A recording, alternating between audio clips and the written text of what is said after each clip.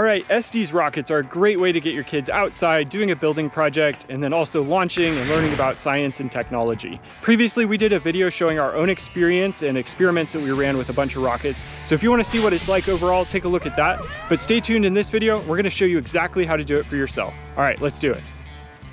You can find rockets on estesrockets.com or Amazon. But a quick pro tip, Hobby Lobby actually tends to have the best pricing and a decent in-store selection of rockets and parts.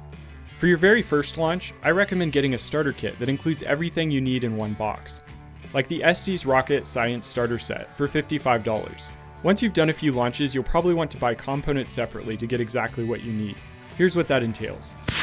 Okay, so when you're picking out your first rocket, one of the things you're going to want to look at is the difficulty rating, and it goes from beginner all the way up through master. And what that's referring to is how much work goes into building the rockets. On the beginner side, you're going to get rockets that are already painted, and you're basically just gluing on the plastic piece here that holds the engine, putting in the nose cone. On more advanced rockets, you're going to be doing a lot more work. So in this case, we had to cut out the fins. They're made out of balsa wood, and then we glued them on. Now we're working on painting it. And you can see the instructions are just, a lot more detailed on these more advanced rockets here. I do recommend starting with a beginner rocket. It's just a lot easier to get out there and learn what you like before you put a lot of work into building them and then potentially destroying them. So start beginner, and then as you get better, you can go to more advanced builds. So with engines, they come in packs of 3 or 4, and they actually look like this here. They also come with igniters and these little plugs that hold them in. So you stick the igniter in the hole and the plug holds it in there. Now you'll notice there's different power ratings. So it starts with A, and then B engines are about twice as powerful, and then C and D and so on. Then you have the dash and the number. The number after the dash is the delay in seconds before it will deploy the parachute. So basically this one will launch up, and then after 3 seconds after the initial launch stops, it will deploy the parachute.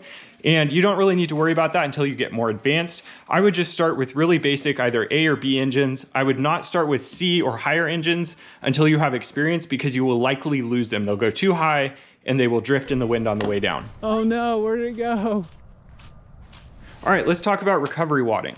So as you can see, this is basically fireproof tissue paper. And this is gonna go between your engines and your parachute in the rocket. And it's gonna protect your parachute from being melted when it's deployed. So you basically just take it, ball it up, stick it in the rocket tube, and then you put your parachute in.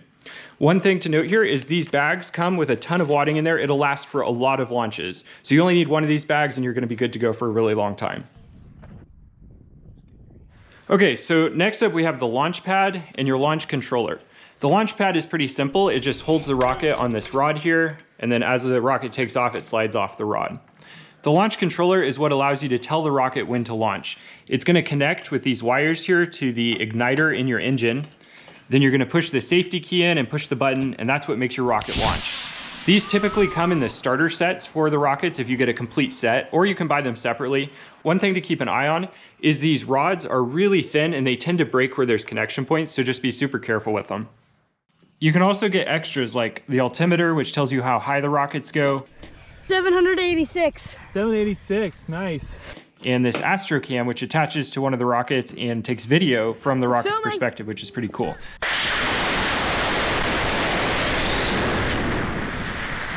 But I would not start with either of these because you might lose them.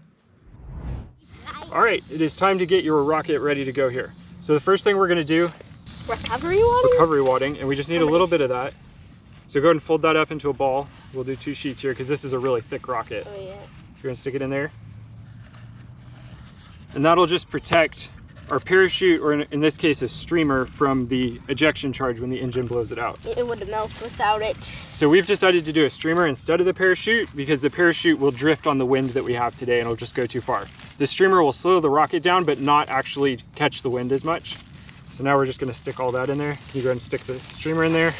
And you wanna make sure your nose cone is nice and loose so it actually comes out when the ejection charge goes. All right, next, let's put our engine in. We're gonna use a C65, so this is actually a pretty big engine. The hole goes facing out. There you go. Cool, okay, next we're gonna put our igniter, and this is what lights the engine. So we'll stick it all the way in there, push it all the way down, there you go, and then we're adding a plug to hold it. Plug in?